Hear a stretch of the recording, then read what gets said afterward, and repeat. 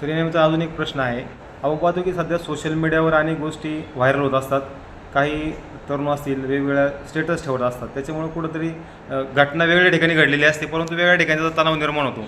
या तरुणांना आपल्या वतीने काय आव्हान असणार आहे सोशल मीडियाच्या बाबतीत? निश्चित जर कोण अशा पद्धतीने चुकीचं काम करत असेल, जर कुठल्याही घटनेला चुकीच्या पद्धतीने ते दाखवणं, ते फ्लॅश करणं किंवा तिचा प्रचार करणं, प्रसार करणं हे कायद्याने गुन्हा आहे. जर कोणी कुठलेही जर अशी चुकीची घटना करत असेल, चुकीचं गोष्टींचं या ठिकाणी समर्थन करत असेल किंवा चुकीची पोस्ट व्हायरल झाली त्याबद्दल आपल्याला खात्री नाही आणि त्याबद्दल जर तुम्ही तुमचं मत नोंदवलं किंवा त्याबद्दल चुकीच्या कमेंट केल्या ज्याच्यामध्ये दोन धर्मामध्ये तेढ निर्माण होईल, तर त्यावरती या ठिकाणी 100% कठोर कारवाई केली तर IT ॲक्टप्रमाणे गुन्हा दाखल करण्यात येईल. तसेच माझे सर्व पत्रकार बंधूंना यूट्यूब चॅनल्स आहेत त्यांना देखील माझी विनंती आहे की आपण कुठलीही या ठिकाणी रील्स बनवत असाल किंवा कुठलीही बातमी व्हायरल करत असाल तर त्याच्यामध्ये दोन समाजामध्ये तेढ निर्माण होणार नाही याची 100% तुम्ही खात्री करायचे.